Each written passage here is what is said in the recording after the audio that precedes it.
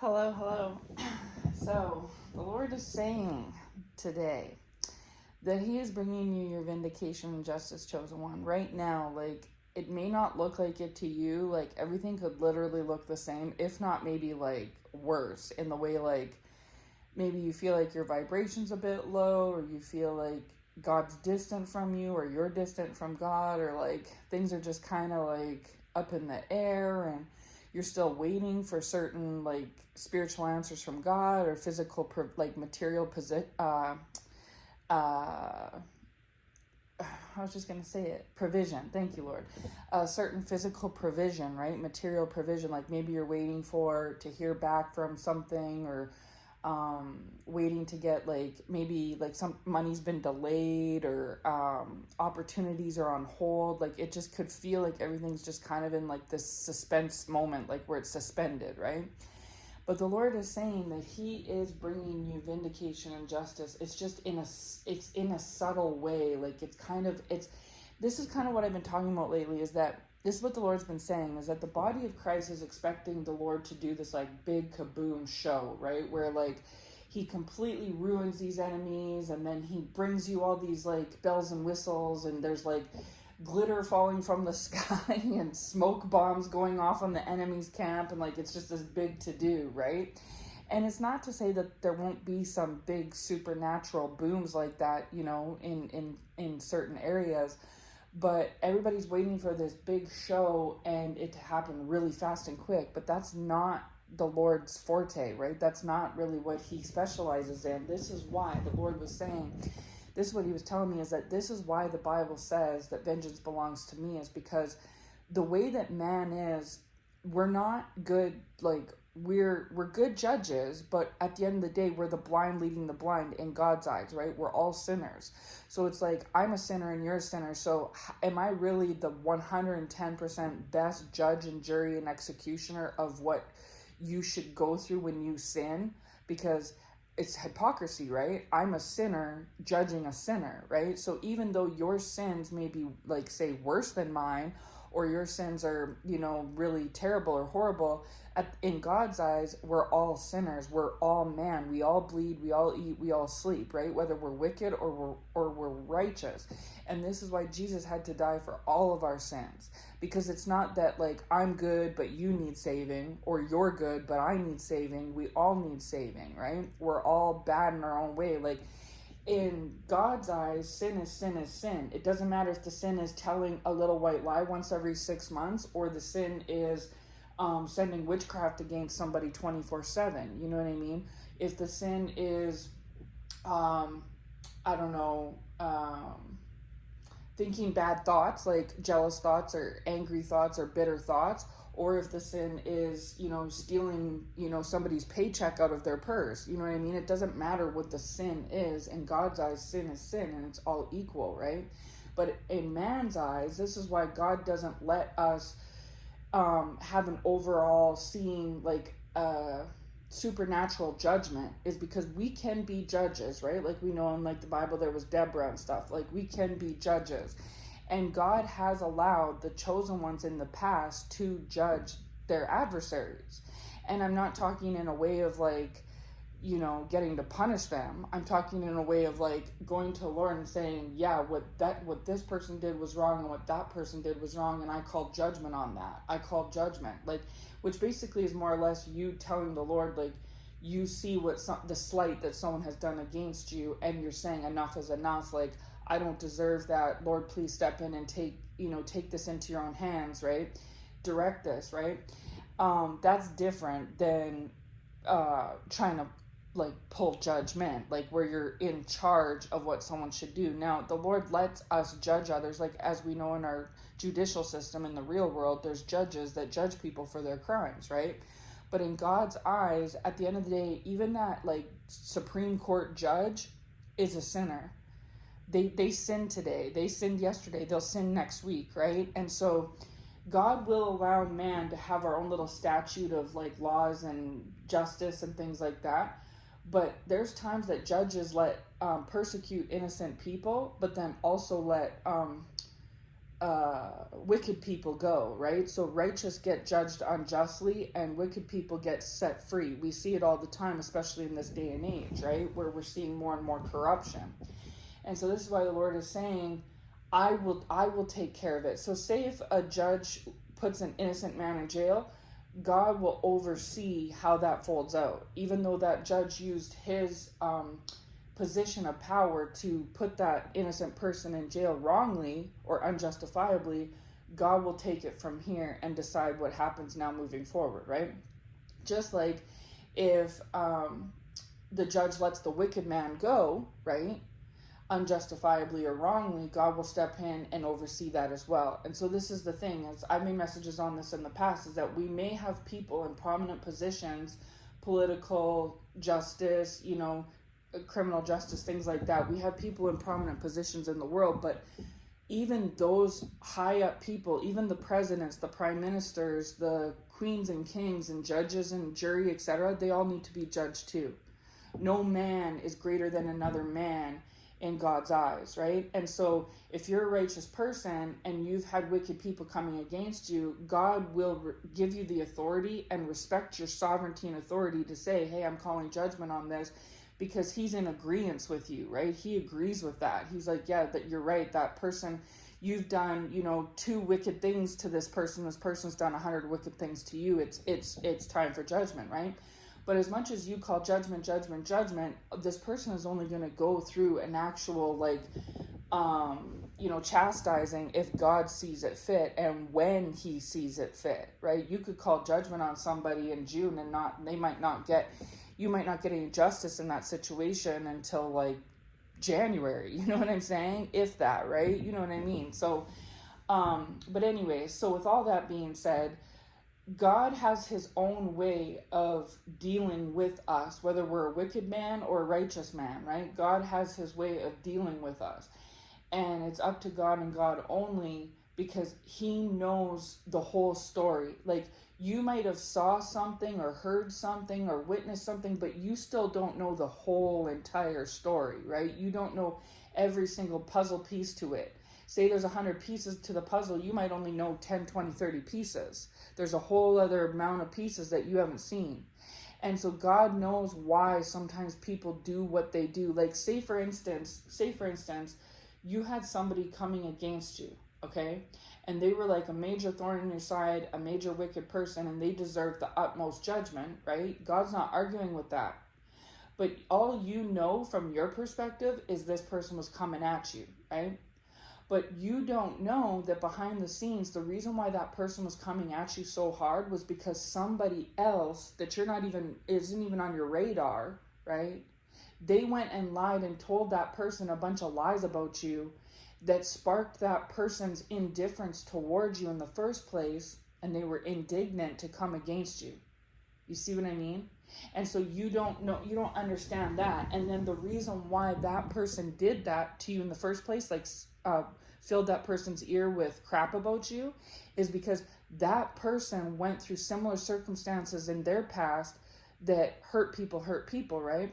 That hurt them, and that's what caused them to motivate to fill that person's ear with crap about you to send that person. You see what I'm saying? It's so your instigator goes back one degree to someone else, goes back 1 degree to someone else, goes back, and all of a sudden you're 4 or 5 degrees separated from the original source, and you had no clue about that at all.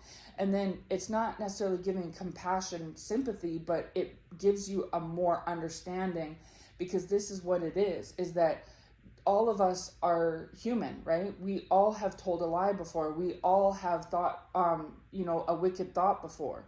We all have had proverbial blood on our hands at one point in time, right? And whether that's a little bit or a lot, in God's eyes, you're no better than somebody else. If you've ever told a lie in your life, then why are you trying to stone someone for telling a lie as well? You're only upset because they're telling a lie about you.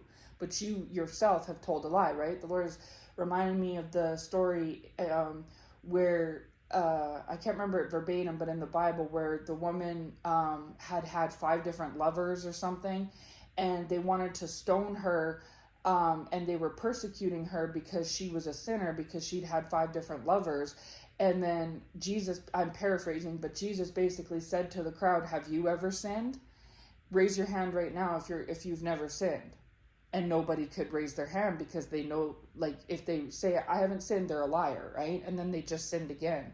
So they couldn't raise their hand because they know that they've sinned. And not only that, Jesus knew who sinned, that they, like, not only who sinned and what their sins were. So because they felt called out, they didn't say, I'm not a sinner, because they know they're a sinner. And so then Jesus basically said, I rest my case. So whoever hasn't sinned first, throw the first stone. And so no one could stone this woman, because by that logic, they were all the same. So those onlookers didn't have 5 lovers like her. But in Jesus makes the point that I'm saying, as in, it doesn't matter if Susie has 5 lovers and Tommy lies every day. The point is that you all are sinners, you know? And so if you haven't sinned ever in your life, then throw a stone at somebody. I know I've sinned, so I can't throw a stone at you or anyone else, right? I know you've sinned. I might not know all your sins, but I know you've sinned, so you can't throw a stone at me. You see, right? And so this is why God doesn't allow us to have the overall like supernatural judgment, because that is his position, okay? Now, say if you're in a bad relationship and this person's abusive to you, you can call judgment where you say, I'm leaving this person. I'm going to cut off their finances, or I'm going to take the children from them, or take them to court or whatever. And then you have an actual judge weighing in on your case, right? Calling judgment on you all, right? But that's a form of you calling judgment. Or a job that's not paying you well, you can call judgment and quit that job and leave and go to another job.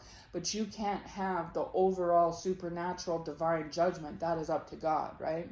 And so God is saying that mankind, in particular chosen ones, God has put you in a judgment position in the past, and you've called judgment on a lot of these situations, and justifiably so. You were right to call judgment on them and act accordingly. It's okay for you to cut these people off, or not talk to them, or quit that job, or block that person. That's fine. That's you calling your own personal course of judgment. But you can't then turn around and say, okay, God, I want this and this and this and this and this and this and this to happen to this person, right? Because that's just not your position.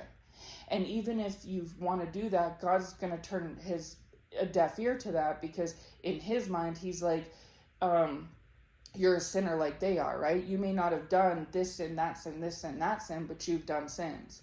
And so therefore, it's a hypocritical thing, right? So this is why God says, leave the vengeance to me. I am to judge, especially to his children. He says this, right? This is how we need to just submit to that. You know, we need to be submissive to that and leave it up to God, right? And so with all that being said, you've done that, chosen one. You've judged A, B, C in the past already. God allowed you to judge it. You've called judgment on it, and you've acted and moved accordingly, whether it's cut people off, quit things, stop things, turned away from things, whatever it may be, right? Now God is bringing in his judgment and his justice. And just like in the court system, it can take a long time for, I don't want to say a suspect, because that's not the right word, a defendant. But anyways, the bad guy, we'll just say, it can take time for the bad guy to be judged and sentenced and all of that, right? Like someone could do a crime in 2021 and not end up sentenced and at verdict in and everything till 2022, 2023, right? It takes time to move through the court system. It's the same thing with God, is it takes time for him to act, right? So you could have called judgment on somebody 2 years ago, and so could have God, but maybe God's just acting it out now.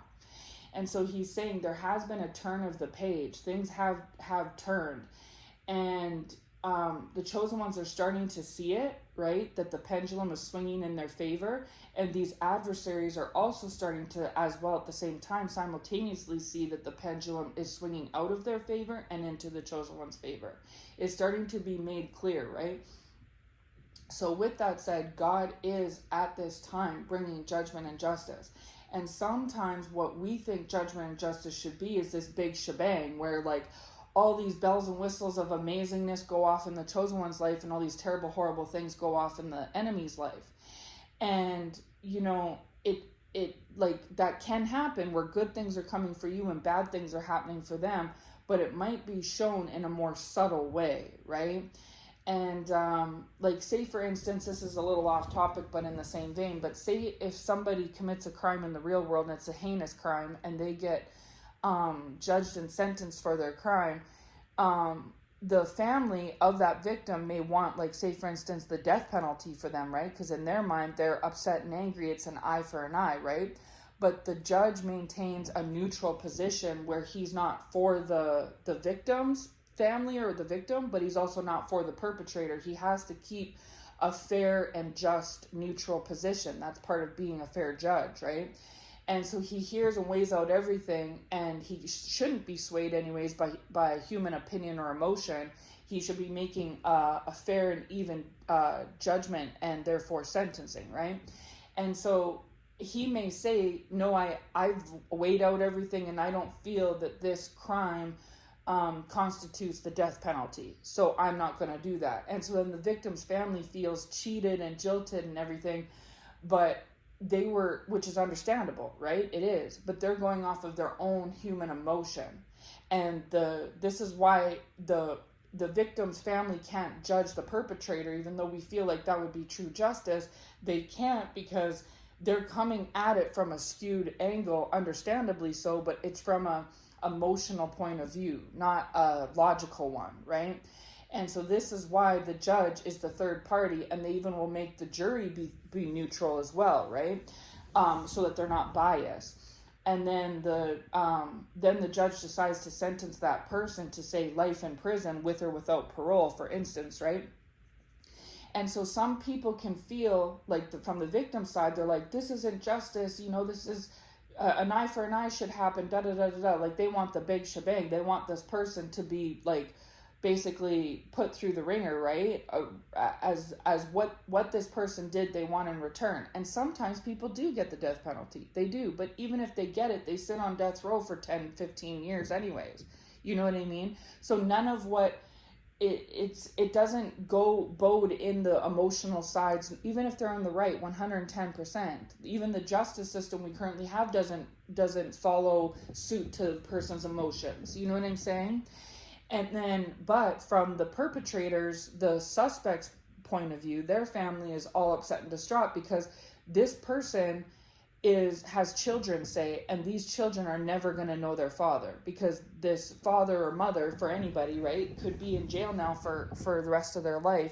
And so in their mind, justice has been served, because even though their loved one that was a suspect and did extremely heinous wrong things, whatever they may be, they are no longer going to be able to be a part of their lives. They're giving up their freedom. They're not going to get to, live a nice, long, happy life. They're not going to see their children grow up. So you got one side of the fence, which is the victim, coming at it from an emotional perspective, and then you have the other side of the fence, which is the perpetrator suspect side, right, which is total opposite side, and they feel like justice is being served. So one side feels like it isn't, and the other side feels like it is, because this person is having to give up, right? You know what I'm trying to say? I know that sounds kind of off topic, but that's how the Lord is showing it to me, is that the chosen ones are kind of on that victim side, because you're the one that was victimized, right? You're the one that went through this. And so God understands that, but he is like that judge where he maintains like a neutral position.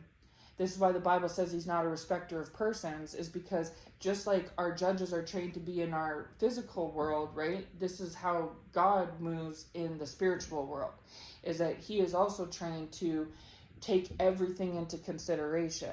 And he's not going to make a move based off of somebody else's emotions. And so these adversaries were going to God and wanting God to just ride you out, just put you through the ringer. And God's like, no, I'm not going to do that, because you're jealous or you're hurt or you're bitter or perturbed or annoyed. I'm not going to do that, right? But then by the same token, when they went against you, right, which by the way worked out in the end for your greater good, and God knew that, he transmuted everything so that it actually worked for you instead of against you. God feels in a way like justice has been served in that fashion, because every arrow and dart that these adversaries sent at you, God transmuted it and turned it into something else, right? He transcended it. And so now that actually helped you, right? And so in that way, God's like, I've already kind of like did my divine supernatural justice in smoothing out this situation, you know? And then for you, now you feel victimized, and understandably so, because you're right. No one's saying you're wrong. You have been, right?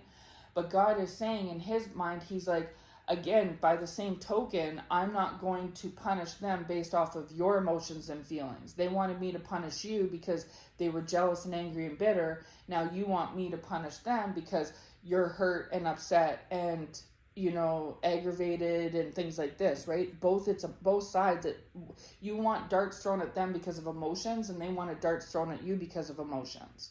And this is why God is the neutral third party, like the judge is, where he takes both sides into consideration and has made a ruling, and whether they agree with it or not, or you agree with it or not, is irrelevant. This is his sovereign ruling, right?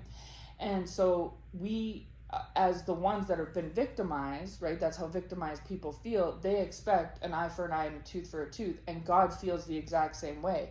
And that is what's going to happen. They are going to get an eye for an eye and a tooth for a tooth, but it's going to happen in a less dramatic, emotional, big shebang way, if that makes sense, right? And so I'll give you an example of what the Lord was showing me, is that for some of these people, they started to perpetrate against you originally in the beginning because, say for instance, they were hurting people, right?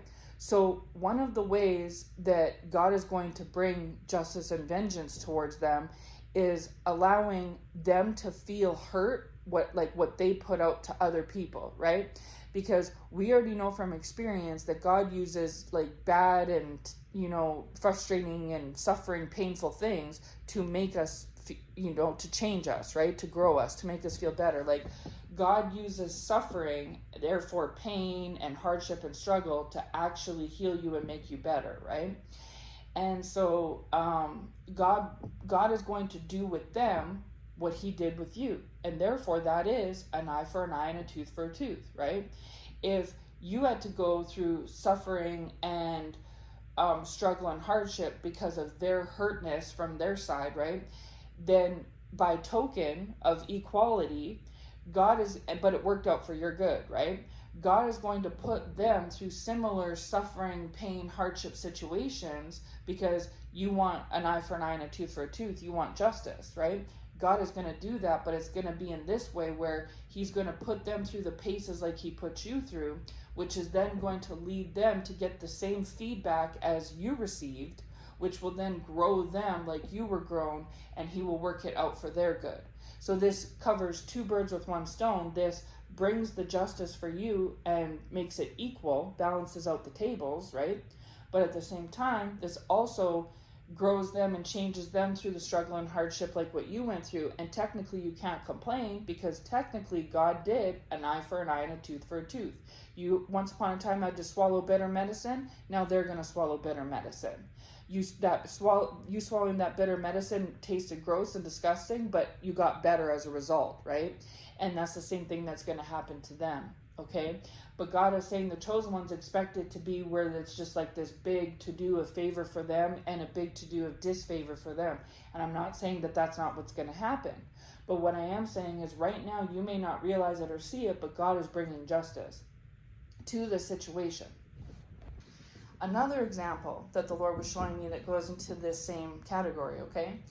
For some of you that have kingdom spouses in the mix here, in the past, not anymore.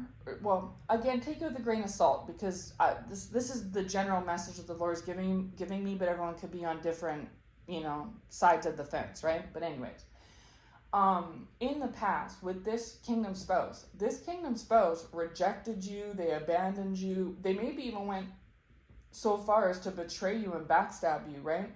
And this was unjustified. You didn't do anything to this person. Actually, if we go back in the past, you were waiting for this person. You were faithful to this person. You were loyal to this person. You know, you prayed for this person, even though you knew that they were like neck deep in their worldly ways, right? You still held it down for them. You know, you did everything right. You stayed righteous. You stayed loyal. You stayed faithful to them and to God. You prayed for them, all this stuff. And what did you get in return? You got ignoring, rejection, abandonment, trying to trade you in for others, mind games, manipulation, lies, cheating, foolery, whatever it was, maybe all of the above, right? And so it eventually led to a point where you were like, you know what? I'm not going to hold this anymore. I'm done holding this bag, right? You called judgment on the situation. And God was in agreement with you. He's like, yes, I agree with you calling judgment on this situation. I agree that this needs to just, be fallen to the wayside for now, because the time came. There may have been a time that this person did these terrible things to you, and a time that you accepted it and just pushed through. That was because God was testing you as a partner, right? As a wife or as a husband, and seeing, because God sees it as like, if you're faithful to him, you should be faithful to your partner. And if you're faithful to your partner, you should be faithful to him. This is why it talks about a triple braided cord, right? The triple braided cord is you, the spouse, and God. And so if you turn your back on God, you can't be a faithful, loyal spouse. And if you turn your back on this spouse, then you can't be faithful and loyal to God. God holds man to these measurements, okay? And so, like, say for instance, a little off topic, but in the same vein, if you are with a person and you have a child with them, if you can't be loyal to your boyfriend, girlfriend, husband, wife, your partner, how are you going to be loyal to your child? Right? You know what I'm saying? Like, and again, this is how God sees things. Man may not see that, wife is cheating, husband's cheating, they got kids together, everything's all hunky-dory, but in God's eyes, he's like, no, it's not. If you all can't even be faithful partners, how are you going to be faithful moms and dads, faithful parents to your child? Like, no, right? You know what I mean? This is how God sees it. And so this is why I say, in man's eyes, you won't be persecuted if you cheat on your spouse, but in God's eyes, you are, okay? And so this is the thing, is that this is why I say God's statutes are of a higher level for a reason, because he sees things absolutely perfectly just. And so there's times that we want someone to take a hit and they don't, and it's because God reviewed it and he's like, no. And this is why none of what these people sent against you prospered, is because the judgment they were using to send it against you was skewed in the first place. And God's like, no, because he reviewed all the evidence and facts. He reviewed their case and yours, and he's like, no, it's not justified. I know that you're upset that he or she, talked to your boyfriend 10 years ago, or he or she looked cute that day at the club 25 years ago, or he or she, got a better test on their mark on their test in high school than you, but these aren't fair enough things. I know that he or she said something out of pocket or out of turn 5 years ago. You know what I'm saying? But these aren't justified things for you to want them to DIE and go through all this loss and everything. And so God called judgment on them whether you did or not, but you also called judgment on them too, these adversaries. You're like, no, I'm done with this. I'm done with them trying to send all this at me over nothing. And God was in agreement with you. You both were on the same page, right? And so as a result, now you leave it up to him. You did your part as the victim where you got hit with all this, right? You've already called judgment on them and moved accordingly. God's in agreement with your judgment. He's putting them under the wrath, so to speak, and they are now, they're caught up. Like they're you know how if somebody's going to trial for their crimes, but they're not free out unless they make bond, but even then, they're in jail, right? They're awaiting trial in jail. And so this is these people, is that even if they haven't went to trial yet, or even if they, whatever it may be, if they haven't been sentenced yet, or the verdict isn't in yet, like the process in spiritual court is still going through, they are in jail awaiting trial. Like they are bound up and caught up. Whether they realize it or not, they are. And they're starting to see it. They've actually been spiritually bound for a while now, but they're starting to see it physically show up, right? And they're starting to get worried, no different than a perpetrator waiting for their trial date to come. They're worried that they're going to get the max, that they're going to be found guilty and that they're going to be persecuted, and what's their sentence going to be? What if they get the max sentence? Like, you know what I'm saying? That's where these people are right now. And so God is considering this just. So even though you might be looking on and not seeing a whole big shebang, and God sees the whole thing, and he's saying to me to say to you that he moves how he moves in the timing he decides. And these people are caught up, whether they realize it or not, and they are like a perpetrator waiting for trial. And they are worried right now because they're in the hot seat waiting for this impending trial date. They don't know when it's coming, how it's going to go, da-da-da-da-da. So they're caught up in this like mental anxiety, mental, spiraling and frustration and worry and all this stuff, right? And God is already considering that the start of justice, because that's where they wanted you. In the past, before they got caught up for their crimes and put on ice waiting for their trial, they wanted you to feel worried and fearful and scared and anxious and have your mind going a million miles a minute. But you're not, right? You're not there anymore. You've called judgment on this situation and God was with you on it. Now you are the opposite. You're free, you're clear, you're at peace, you're in contentment, right? The exact opposite of what these people wanted for you. But why they wanted this for you in the first place was because they called a poor judgment call on you. Like I said, it was for these petty, ridiculous things. And even if some of these things were warranted, you really did do some, dirty things in the past, it's no more dirtier than what these people either have done to you or done in general, right? So it's the blind trying to call out the blind. It's the person who's sinned first trying to throw stones at a sinner. And hey, you're a sinner, you're a sinner, you're a sinner. And God and Jesus are saying, aren't you a sinner? If you're not a sinner, then throw a stone. And by that logic, they technically can't throw stones because they themselves are just as bad as you, if not worse. Whether they see it that or not is irrelevant. That's how God sees it. And so this is why God is no longer allowing them to send successful hits at you anymore. And they're wondering why not. And it's like, because, right? Like the double standard? I don't know, right? And God weighed the evidence, and their report against you is just unjustified. Okay? And so you've done the right thing by removing yourself from this. God has allowed this division where they're on one side, you're on the other, and he's no longer allowing their fiery darts to hit you. And it's because of everything I just said, okay? So that was how it was in the past. But a tide has turned where now these people are caught up and they know it. And so now they're no longer free roaming the streets. They're sitting on ice in their cell waiting for their trial date to come. And they know they're going to be put on trial. And if you ever see like a real true criminal justice trial, it's very extensive and thorough, very detailed. Every single thing gets gone through, every witness gets talked to, every single thing, right? And so those that tried to pit a case against you in the past, and the Lord may have allowed them to throw hits and darts for a while, he transmuted it for you for your greater good, which was something they didn't want for you. They wanted you to receive like the death penalty, right, for what you've done, right? And God says, no, that's not you're only wanting this for them because of your emotional state, your feelings, basically, right? So I'm not going to do that. And so this is why these people have started to see a tide turn in the last while, where they're seeing that what they're shooting at you isn't hitting anymore. And that's because of this. And they're starting to see that actually you're in the total opposite energy than they wanted for you, which is peace and contentment, right? They wanted the max for you, and it's not. And if anybody's caught up and gonna, go through the ringer, it's going to be them. And they're starting to see this. So even if you don't see any physical changes in your situation or theirs, God is saying this is what's happening spiritually behind the scenes. And this is why he's here to remind us that he's the one this is why he's the sovereign Lord.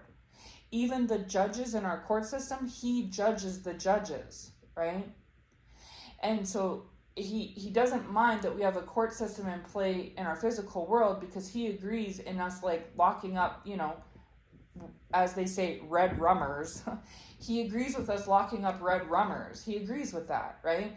But at the same time, he will decide what happens to people, And if God doesn't feel like that red rummer should get the death penalty, then they're not going to get it, even if the family's pushing for it, because God will put the thought in the judge who's in charge as to what kind of sentencing to give or verdict to give.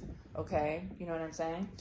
And so anyway, so there's that. And then going back to what I was saying before, so for instance, say for example with this kingdom spouse, in the past they had a grand old time running the streets, making fun of you, having all these friends and lovers, you know, all these people at their beck and call, and just feeling like they're the man or the woman, right? Whoever it applies to, but they're the man, they're the big guy on campus type of energy, right? And then now the tables have turned where now this spouse doesn't have that roster of people anymore like they once did. They either only have a handful of people around them or they're completely alone. In most cases, they're completely alone. And this spouse is going through, has been, and currently is going through the same energy and sensations that you went through. This person is feeling rejected by those around them. This person is feeling like others around them are disloyal to them. So they're going through disloyalty just like you went through and just like they gave you. They gave you disloyalty, now they're going through disloyalty, right? People turn their backs on you, right? And this person laughed and mocked and joked. Now people are turning their backs on them. They witness people joke and mock and laugh at you. Now they're being joked and mocked and laughed at. They're feeling rejected and abandoned. They're feeling, you know, less than and all this, whatever, all this stuff that they either did to you or witnessed people doing to you, however it may be, right? You're not there anymore. You called judgment on the fact that people were trying to mock you and laugh at you and reject you and abandon you and betray you. You called judgment on all that a long time ago. And when you did, God was in agreement with you. And it wasn't just that was it, where you took your lumps and off you go. He transmuted everything into your good. And so now you have a supernatural peace. You're more at peace now than you've ever been. You have a supernatural joy. You have more joy now than you ever have. Now, yes, part and parcel along with it is that you're still seeing a lack in areas, right? But and this is why it's causing you to really, you know, get anxious, not anxious, but like, you know, you're wanting to see this big shebang, like in your life and in theirs, right? But God is saying, this is just the start. Like, this is the beginning of it, right? It's kind of like, say you're taking a ship ride and it takes time for the ship to get up to speed, right? You're on a plane ride. It takes time for the turbulence to subside, the plane to hit perfect altitude and have full speed ahead, right? You know what I'm saying? The takeoff. You know, just like when you're driving, you haven't drove your vehicle in a while and you haven't drove in a while and you're driving across town, it takes time for the engine to warm up and for you to get comfortable behind the wheel and to settle in and, you know, all the juices and fluids to warm up and start rolling, right? You know what I'm trying to say? It's that point where it's the takeoff. And so it's going to take a little bit of time for things to kind of get going and to get into full speed ahead kind of a thing. Okay, so this is why the Lord has worked with you over the years on your divine supernatural patience and your divine supernatural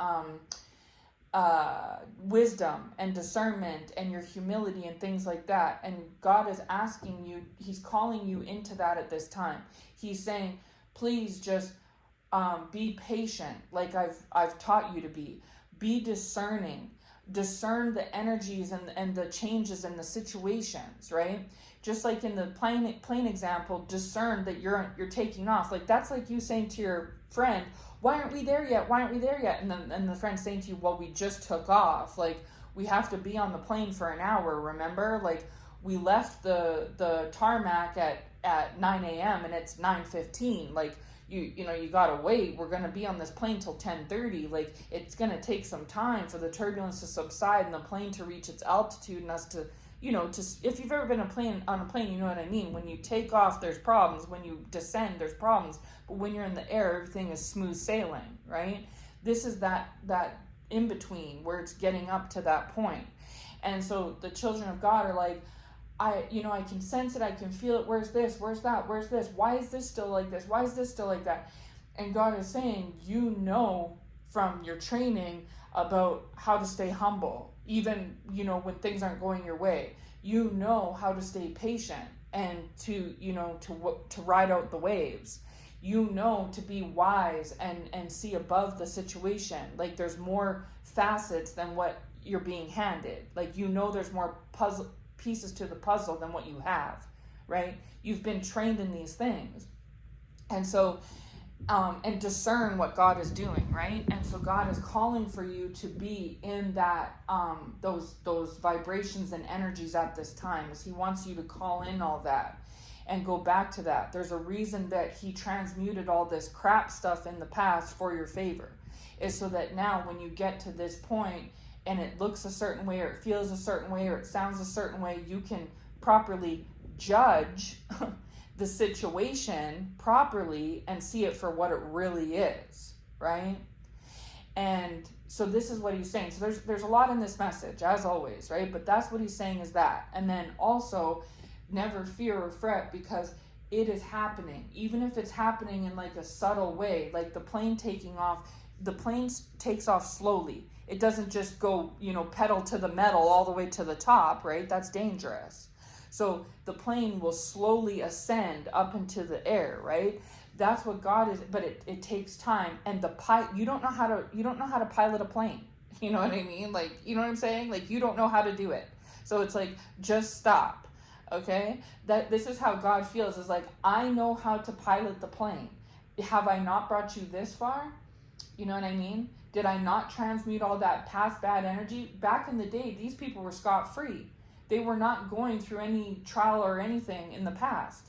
They were scot-free doing ABCD against you on a continual basis. Have I not brought you this far? I know how to pilot the plane. You're not a pilot. And even if you know how to pilot a plane, you don't know how to pilot this plane, because this is a supernatural plane. Right now the Lord's reminding me in Job, where Job is lamenting at God, right? And this is shortly before Job's life got turned around, by the way. But God is going to Job and saying, are you the one that wakes the sun up every day? Do you know how to maintain peace on earth? And I'm paraphrasing, but you'll know the story of Job. Can you hook Leviathan by his nose and pull him down? And God is basically, in a roundabout way, again, paraphrasing to Job and saying, I know more than you. Like, don't give me the third degree on these things, because you're like a blip. Like, I made you, Job, but I've made all these other people. It's because of me that the sun rises every day and the moon comes out at night.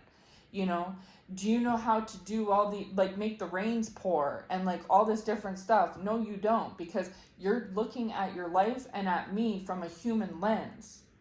And you're just one of 8 billion people. You know what I'm saying? You're just one blip. And I'm not trying to say that you're not important to God, but you know what I'm trying to say. You're like, if you ever see an anthill, there's so many ants. And imagine the one ant is going, hey, I'm a big, what about me? I'm a big ant around here. And everyone else will be going, no, you're just like everyone else. You're just an ant like all the rest of us are, with a duty and a task to do, right? You know what I mean? And so this is how God sees you in this situation. And so God is saying, even if, first of all, you don't know how to fly a plane, okay? And second of all, even if you do know how to fly a plane, you don't know how to fly this plane. This isn't a normal human plane. This is a supernatural divine plane. And only I only know how to run this plane. And so this is how God, and God is kind of almost frustrated in a way with Job, even though he understands that Job is feeling that way because he's been through so much suffering, right? And we know that God loved Job, right? But God was reminding Job of who God is, who Job is, and who God is, okay? And so God is basically saying this right now to the chosen ones, is he's saying, I know what I'm doing. I've brought you thus far, have I not? And things take time.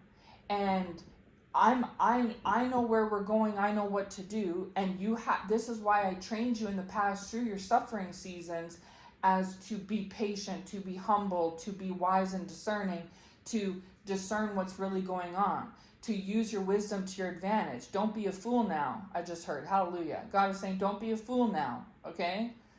You've come too far, right? Be patient, be humble, okay? And let me do what I do. And yes, it may not be how you want it to be. It may not come as quick as you want. It may look a certain way, but this is how I've decided things are going to go. And as you recall, vengeance belongs to me, remember? I run this place, remember? I decide what happens. And so this is the thing. So even though our worldly judges make judgely decisions, God judges their decisions. And even those judges are going to meet their maker one day. Right? And so even if these adversaries felt like they called judgment on you in the past and felt like they had a strong bulletproof case against you, God is saying, no, you did not. The case that you brought against this chosen one was thin, flimsy, petty, and all based on emotions. There was nothing justified in it. That's why I didn't let any of this, what your agenda was, I didn't let it prosper, right?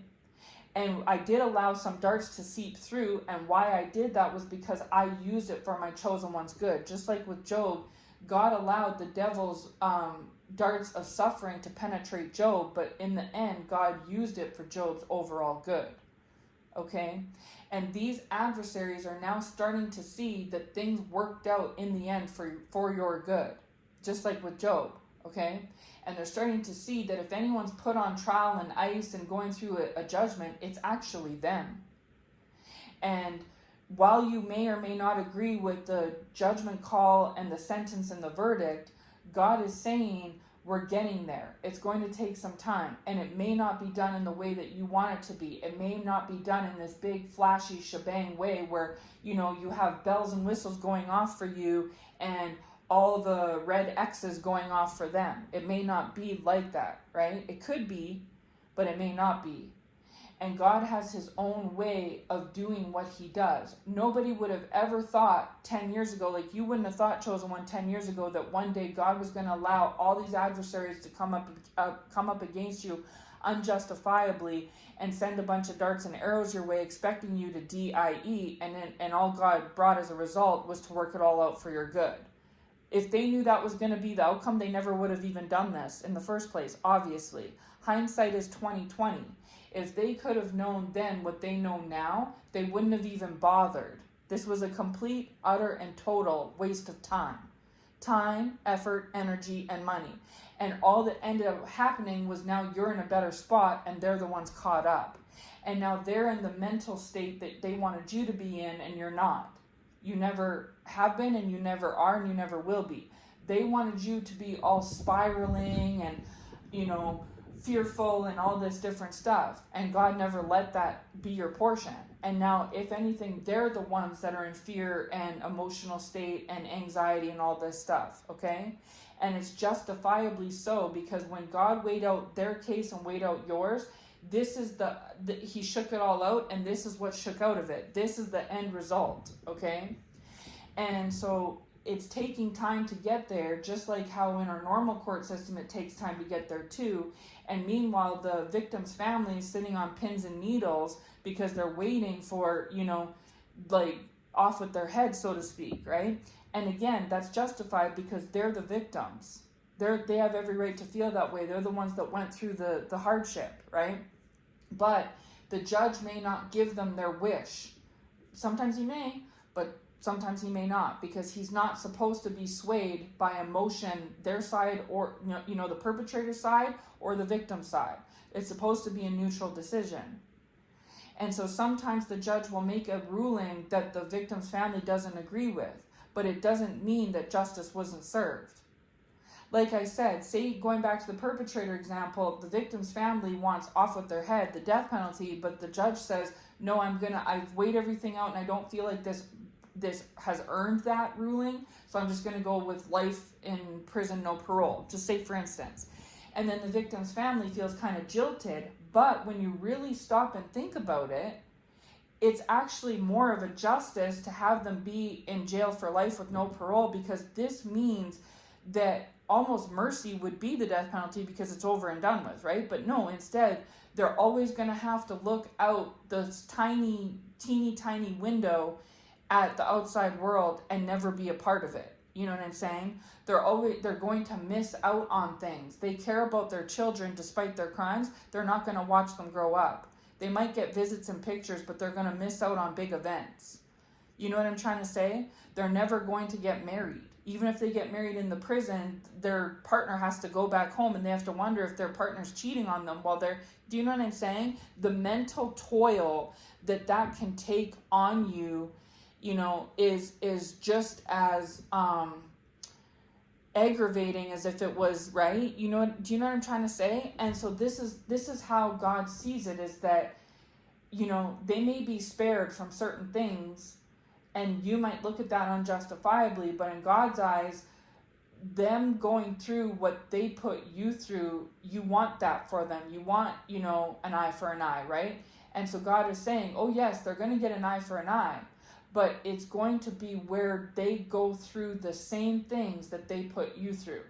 And from what you went through, how like grueling and painstaking and just continual, day in, day out, right? What that was like.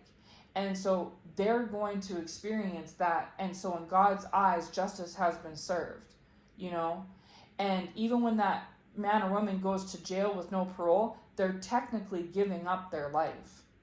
They may have took a life, but they're now in exchange, they're giving up their own, right? And so while it may not be death for death, it's a life exchanged for a life, because they're now not going to have, say they enter into that situation at 30, 40 years old and they're in there for life, they're spending 60, 70 years in prison. There's no life, right? You know what I'm saying? And so that perpetrator on trial, waiting for trial in prison, waiting to see what the outcome's going to be, waiting to see the sentencing, waiting to see how things are going to play out 5, 10, 15, 20 years from now, that is in and of itself, the Lord just said mental anguish. Hallelujah. That is mental anguish. And so you may not see that like, well, they're still, prospering, or they still have food to eat, or they still have money to spend, or they still have a home. God's like, yes, but they're going through a mental anguish. While they were going at you, you still had food to eat and a home to live in, right? So you both will have food to eat and homes to live in, but they're going to go through the very same mental anguish that they tried to send your way. Because that in and of itself is eye for eye, tooth for tooth, equal, right? That's tit for tat. But the difference is that you didn't do anything against them that warranted their case against you. That is why you didn't have to go through, exactly what they're going through. And same thing goes with the worldly court example, is that if that perpetrator took that victim's loved one away, right, it's technically going to work out in the end for a life, an even exchange. But the victim's family, what they went through is different than what the perpetrator's family went through, right? And on both sides of the fence, there's a mourning, there's a grieving, there's a loss, because even that victim's family was innocent, right? They didn't deserve the fact that they had to mourn and lose a loved one in grief, right? But that perpetrator's family, they're innocent too. They didn't deserve to lose a dad or a mom or a sibling or a son or a daughter or a wife or a husband. They were innocent as well. And so no one wins, because the victim's family is in loss, mourning, and grief, and the perpetrator's family is in loss, mourning, and grief. And yes, technically the perpetrator's loved one is still alive and the other one's isn't, right? I'm just saying in this example. But technically both sides lose a life for a life, and both sides are in mourning and grieving, and it's never going to be the same for either side, okay? And the victim's family doesn't get that, because they're the ones justifiably caught up in the emotion, because they were the ones that were hard done by. They were the ones that got the brunt of the attack, right? But the other side, the perpetrator and their family, don't get off scot-free either, right? You see what I'm trying to say? And so while it may not be literally a death for a death, a tooth for a tooth, an eye for an eye, it still works out in the wash and now in a roundabout way, that perpetrator has a worse off lot, because now they have to, instead of it being over in a matter of moments, it's going to slowly fizzle out and fade out over years and years, decades and decades, you know? And so the Lord is saying there's a mental anguish that's attached to that, you know, the victim's family doesn't necessarily have to go through to the same capacity, okay? So I hope that's making sense, because that's how the Lord is showing it to me as the analogy. So these ones that came against the chosen ones, they are going through mental anguish at this time. They're going to continue to go through mental anguish. And while they're sitting there thinking it's not fair, it's not right, God is saying, but it is though. Because you were trying to send mental anguish to these chosen ones. Unjustifiably, they were the victims. I know you thought that you were the victim, but I weighed out all the facts and the evidence, and you were not the victim. You know, you had no right to do this. They were violated. Just like the perpetrator violates the victim's, you know, loved one and victim's family, right? It's the same thing. You are the victim, chosen one. You were the one violated. And God understands that, but he has a very specific way of working things out. And this is why he says, I will decide. And so you're still getting your equal justice, but it's just going to be in a different way. And like I said in the beginning of this message, you don't know everything that happens behind the scenes. You don't know all the puzzle pieces. You don't know all the things that motivated these people to come against you in the first place. And you don't know all of everything, nook and cranny of what these people are going through at this time and what's in store for them in the future, right? Just like I prophesy in part, you receive revelation and confirmation in part. We don't know every single detail. The only one on the planet that knows every detail of everything is God. There's no human person that's ever been granted that access, okay? And so, anyways, so these people are going through it, and including this kingdom spouse. This is a message that was very clearly put out to me yesterday and even this morning, and this is why the Lord prompted me to make the message, is that whether you realize it or not, and in a lot of cases y'all don't realize it because you've cut these people off. You don't talk to them anymore. But they are going through very similar experiences that they tried to put you through. If they wanted you to be worried about finances and, you know, on the verge of homelessness and poverty, that's where they are. If they wanted you to lose sleep every night because you were worried about what was coming up for you around the bend in the corner, that's where they are. If they wanted you to be rejected and abandoned and forsaken, that's where they are. And if they're not fully there yet, they will be. And this worry and awareness is keeping them on pins and needles, on the edge of their seat, because they're now the ones on ice. They wanted you to be on it, they are on it.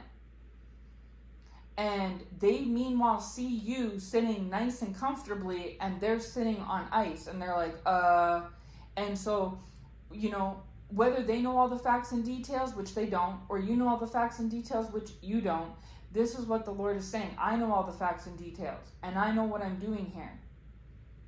And it may take a buildup of time to get settled in as you go through this cycle of blessing and abundance. You know, there's some turbulence, just like when the plane takes off. It takes time to get to max speed, right? This is the transition period that you're currently in, chosen one. But the facts are, you've already boarded the plane and it started ascending. Whereas this time last year, you were still in baggage, you know, going through TSA or customs or whatever, I don't know, whatever it's called, right? You know what I'm saying? Where they're checking you at the gate. You weren't even boarded. And neither were these people, right? And now your things have changed. You're no longer in the airport. You've boarded the plane and you've checked your bags and luggage and you're on your way. But it's going to take time for the plane to take off, time for it to ascend, time for it to reach max peak altitude and speed and everything, right? And then you have to go through the plane ride to get to the destination, and then it has to descend. Like so your co-partner is telling you, hey, like, relax, it's going to take some time. Like, this is just the beginning of the ride. You know what I'm saying? That's what God is sending to say right now. And so, you know, just The Lord is really wanting you to be in that energy at this time, okay? And so, meanwhile, aside from all that, you are still being attacked by these people. They are still going out, to the very last, second of trying to attack you. And while you may be feeling, you're in this weird energy of where you're not feeling the attacks because you're very protected, right? And you're not there anymore. It's no different than with the story of Job, when he starts to receive back everything in double, he's not in the thick of it anymore. He's no longer in the climax of suffering, because that time has passed. He's now on his way to receiving back everything.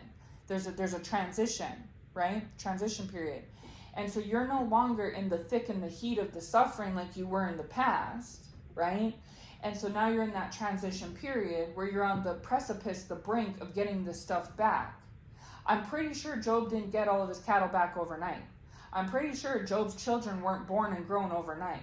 I'm pretty sure Job's, restitution didn't all happen in 24 hours. I'm pretty sure that took some time to build back up, right? And so this is the same thing with you, chosen one, is you went through a lot. And God is reimbursing you, but you still have to do the work, right? God's just not going to just come and bring this big, beautiful shebang. You're still going to have to work through it. You're going to have to work through your ascension like you had to work through your descension. You know what I'm saying? It took Job time to go down, and I'm sure it took him time to go back up. And so it's all things in good time, the Lord's just said. Hallelujah. All things in good time. But it's going to take time to get there. And so another thing that you're working through at this time is these adversaries are still coming against you. And believe me when I say they're technically in a roundabout way coming against you with more motivation and more vigor than they ever did in the past, because of the fact that they're going through this mental anguish and they're sitting on pins and needles. Now they're the ones in the hot seat instead of you. You know what I'm saying? And because of that, it's causing them to feel even more aggravated and irritated and perturbed and annoyed at you than they did before. Because it's all feelings, okay? It's all emotions. In the past, they came against you because they were hurt with their own past, and they were bitter and jealous and envious and, all this other angry and annoyed and all these other, negative low vibrational emotions, okay? But now it's switched where to now they feel like they got a bone to pick with you, right? Because they feel like this is, the fact that they're going through this, they're like in jail waiting trial proverbially, right? And the fact that they're now on ice and they see you fine, and they are starting to become aroused and aware of that the things they sent your way may have hit you, but all you've done is transmuted it for your good. And now they're the ones being put in the spot that they wanted you to be in, and it's starting to become aware to them. Now they have even more, beef with you than they did before. You know what I mean? And so because of that, they're coming at you even more than ever before. But you're feeling it even less because you're not there anymore.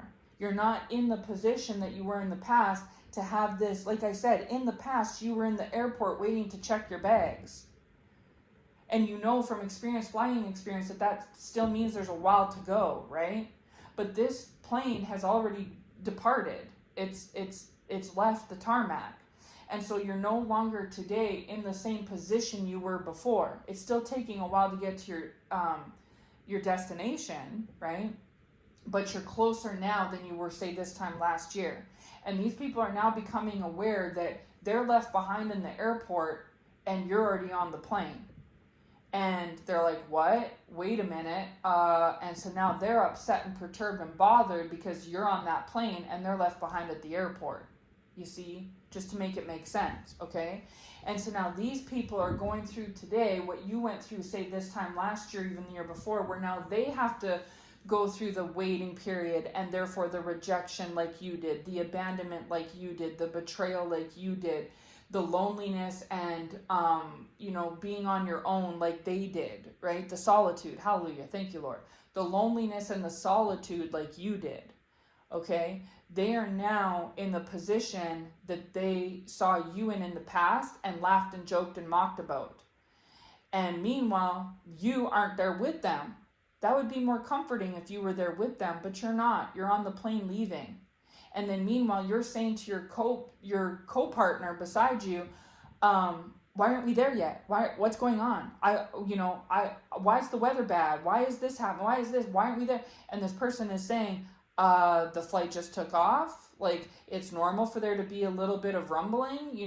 We haven't even reached full altitude yet. We're ascending. We're going up. We're not going to get to the destination for another hour or two. We're supposed to be on the plane for another hour, whatever, right? You know what I'm saying, right? This is where you are at. And so this is why God is sending me to say, you may not see what you want for these people come to pass. Because while you were making a fair and sound judgment in the past, you aren't in charge of the outcome, okay? That is God's department. And that's why he reminds you to say vengeance belongs to him, is because he knows best as to who played what, where, when, why they did it, and while you may have been in the past persecuting person A, person B, and person C, and you were rightfully to do so, right? You were right, you were victimized, but you didn't know that person A, B, and C, because you're not omniscient and omnipresent, you don't know every detail. Person A, B, and C only did what they did against you so hardcore because they heard from so-and-so told them lies. And so you're sitting here painting person A, B, and C as public enemy 101, and you're not wrong, but they only did what they did against you to become public enemy 101 in your eyes, because so-and-so and so-and-so and so-and-so that you're not even aware of or looking at actually instigated and put them up to it. They wouldn't have even done what they did if it wasn't for so-and-so. And so again, God is not justifying it and saying, well, because of this, not, it's okay, it's fine. No. But God is just saying there's more nuances to this than you realize, because you only receive the details in part, not the whole thing. This is why he reminds us again, he is the sovereign Lord and judge, because he is able to be omniscient and omnipresent and see and hear things at all times and places that no human could do. Even if you had every single camera and listening device on every person on the planet, you still could not read their minds or why they did what they did. And even if you could read their minds, take it a step further, you still wouldn't know that maybe if they're working through a generational curse that a family member put upon them unknowingly 100 years ago. You know what I mean? Like, there's just no possible way that you can, in your human limited mind, cover all the bases. And this is why God is saying, this is why I am me and you are you. This is why he was saying to Job, can you do this? Can you do that? I am the great I am. I do these things. And no man or human on the planet, no matter how dignified they are, how well positioned they are, how powerful they are, how rich they are, can do what I do. And like, on a side note too, the Lord's just saying this, some of these people that, as you may relate to, went to some of these practitioners or people to try and do things to mess up your life, they got lied to by those people. They did this under the wrong pretenses and they didn't even know it. You see, you know what I'm saying? There's a lot of that in this story, where there's a lot of like lies and deceit and people not knowing the truth. And because they didn't know the real truth, every nook and cranny, they said things, did things, whatever, accordingly, because of only knowing a quarter of the story or a third of the story. And so God's not excusing their behavior, but God is reminding you, take it with a grain of salt, because these people got lied to. That is why they did these things in the first place. And so for a lot of you, why your kingdom spouse did A, B, C against you so hardcore was because your spouse got lied to. And so it's not justifying what the spouse did, because the spouse is still guilty. You know, when you got blood on your hands, you got blood on your hands, right? We're guilty of what we do. But your spouse got lied to about you. And that is what motivated them to move a certain way. And so it doesn't make it right. This is why the Lord is having your spouse be rejected and abandoned and betrayed and backstabbed, because your spouse either rejected, abandoned, backstabbed, and betrayed you, or helped others reject, abandon, backstab, and betray you. But one of the motivating factors why your spouse and a lot of these other people betrayed and backstabbed and rejected and abandoned you was because other people were lying to them about you. Okay? And so again, that doesn't make it right or anything, but the Lord takes that into consideration.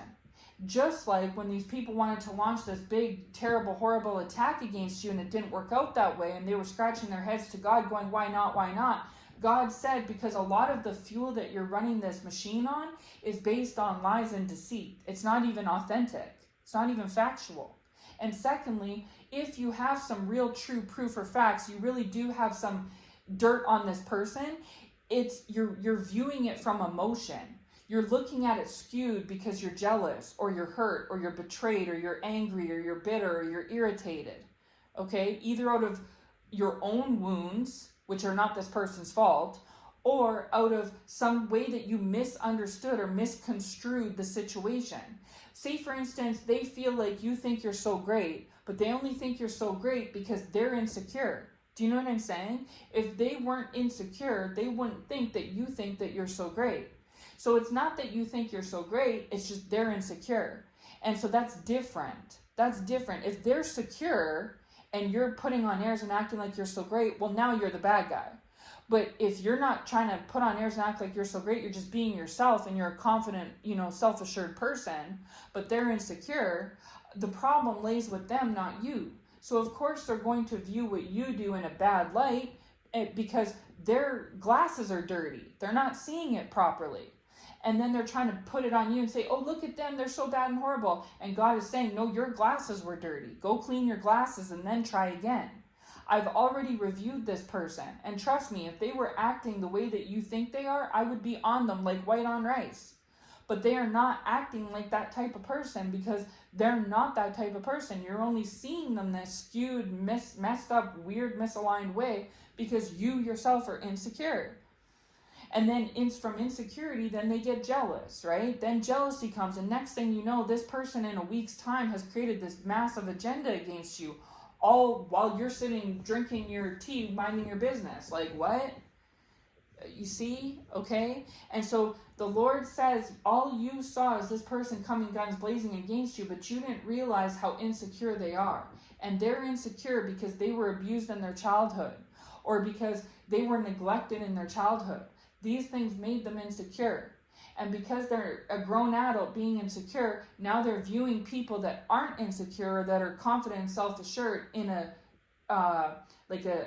jaded type of jealous, messed up way, okay? And then turn around trying to put you as the bad guy when it's not that they're the bad guy, it's just that their perception is wrong. You see?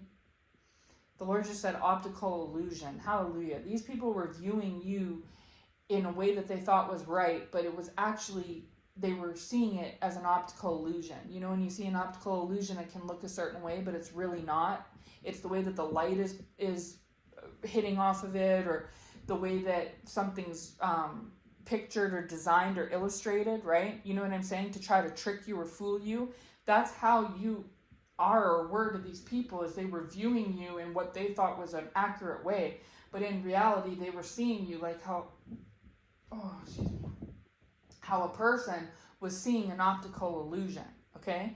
And on a side note, I just want to say one more thing. I've noticed that, like, I will sometimes, it's not even like a burp, but it's like a hiccup in my throat, and I get it only when I'm, like, hitting on the nail on the head, like, hitting the truth on my messages. Before the message, I'm fine. After the message, I'm fine. It's just during certain key words or parts of my message. And the Lord has led me to other, like prophetic voices and voices on behalf of the Lord, people that speak on behalf of the truth, right? And the same thing happens to them, is that I've noticed that it happens to me and others, is that, so if you notice that with me, I apologize, or maybe others, that is a direct sign that that person is hitting the nail on the head. I just want to say that because that's something that the Lord revealed to me, is that, because it's not intentional. Like, I haven't even ate anything yet today. So there's nothing that could be causing me to feel a hiccup, you know what I mean? But yet, only when I'm making the message, and specifically only when I hit the nail on the head in the message. And the Lord has led me to that revelation, but then also to others that the same thing happens to them. So So on a side note, if you're listening to me or anyone else and that happens, that is kind of proof in the pudding that they're hitting the nail on the head, okay? I just want to say that. Anyways, so yeah, I'm going to wrap this message up now because that's pretty much the crux of it, okay? But anyways, so yes, the takeaway is these people are going through judgment at this time. It's no different than how the criminal has to go sit in jail or be on bond or, have bond conditions, probation, something like that. They're not a free, scot-free, clear agent where they can just go roaming around doing what they did in the past. They've been caught, they've been apprehended, and now they may have not went through the full trial yet and been fully sentenced. The verdict may not be in, but they are awaiting trial, and they are known now. Now they're on the radar, right? You know what I'm trying to say? They're not scot-free like they were the year or two earlier. You know what I mean? And so these people have been caught up and apprehended, whether this is actually physically and is something to do with the justice system, or if this is just spiritually, or both. For some it's criminally and spiritually, for others it's just spiritually. But either way, or maybe it seems like it's only spiritual for now and it's going to be criminal later, okay? But it's not lost on me that the Lord is having me talk about the spiritual apprehension and judgment and justice in correlation with, worldly, physical criminal justice system apprehension and judgment. You know what I'm saying? It's not lost on me. It's not purely circumstantial that the Lord is marrying these two together in this message. Okay, I'm just going to say that. So some of these people are spiritually concerned and or criminally concerned. Okay, either way, there has been an apprehension taking place, whether it's physically, spiritually, or both. And these people are currently awaiting trial, whether that's spiritually, criminally, or both, and they're aware of it.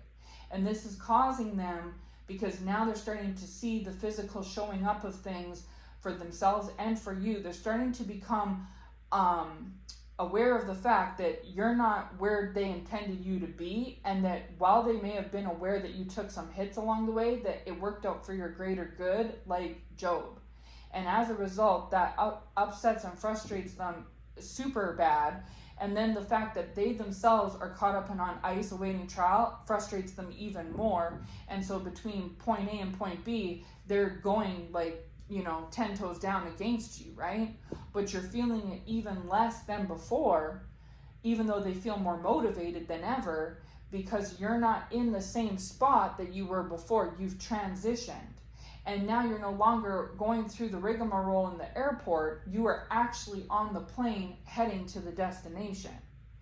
And so it's going to take time for you to get there, and it's going to take time for this all to unfold for you and time to unfold for them. But eventually it's going to come to a, what's the word? The Lord's saying completion. Hallelujah. It's going to come to a completion, okay? It's going to get there eventually, okay?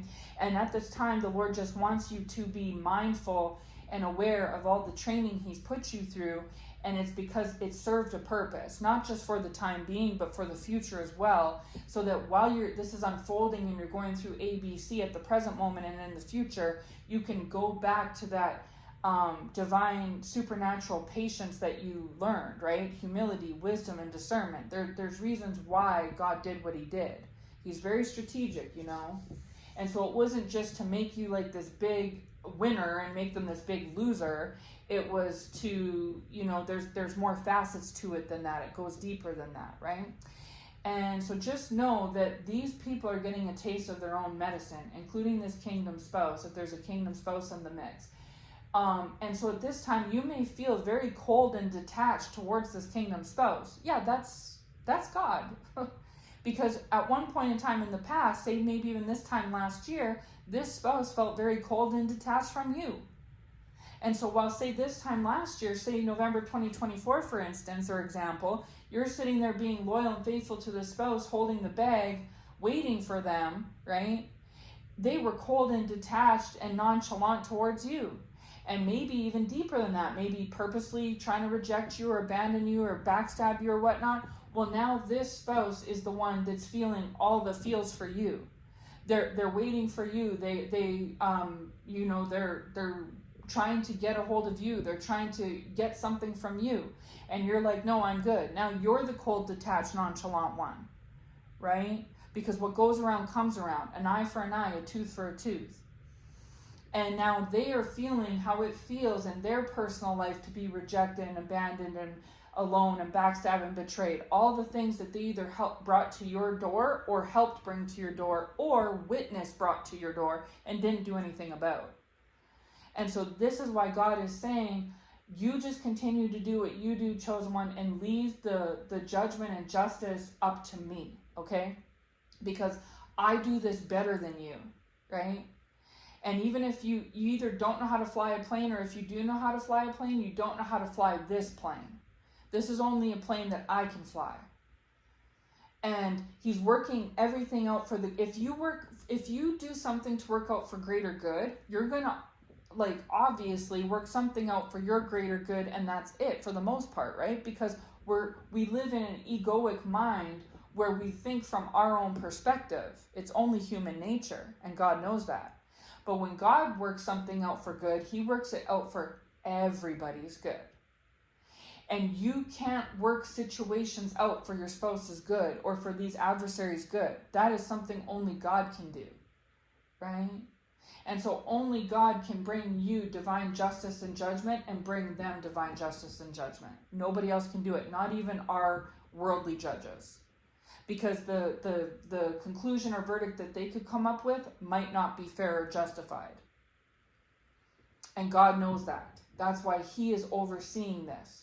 Whether these people see it or not, he is overseeing this. He is overseeing what happens in their fate and their destiny and what happens with your fate and destiny. And you can't affect their fate and destiny, and they can't affect your fate and destiny. Everything is in God's capable hands. And he knows what he's doing. Just like how he knows what time to bring the sun up every day and when the rain should open up and pour, he knows who should get what, where, when, why, how in this situation for you and for them, okay? So just know they're going through it, right? And yes, your mind isn't playing tricks on you. They're attacking you more than usual because of their upsetness with everything. But you are in a different spot now than you were in the past. So if it didn't hit you then, it's definitely not going to now. And even if things don't seem to be going in the way you like, when you like, how you like, why you like, God is working it all out the way it should be, okay? And these people, even if they don't want you to think it or see it or believe it, they are going through it as they deserve to. And it's not unjustified. What they tried to do against you is unjustified, but what's happening to them as a result is not unjustified. This is fair. And it's only right that they go through what they gave you. They wanted you to feel all these things. They're going through all these things.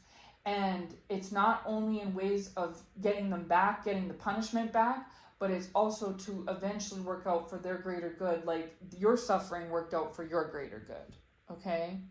And so that's why God does it, because only he will care enough about you and them to work things out for the greater good in the end. Because like I said in the beginning of this message, Jesus died for everybody's sins, right? And so therefore, because God isn't a respecter of persons, if things should work out for your good, then by the same token, things should work out for their good. And just like going back to the example about the perpetrator and the victim, if God feels that that perpetrator doesn't deserve the death penalty, then they won't get the death penalty, right? And they'll get something different.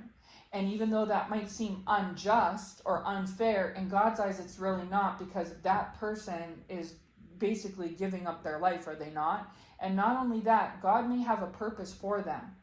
Maybe God led them to commit that crime so that they could go to jail, so that they could sit in their cell for 10, 15 years and eventually come to know the Lord and become a great and wonderful pastor in the in the jail while they're serving their sentence, that pastors to other inmates and brings them closer to Christ. And that person would have never followed that life path if they were out free and clear on the streets doing what they were doing. If anything, maybe on the streets, they would have been out committing more crimes.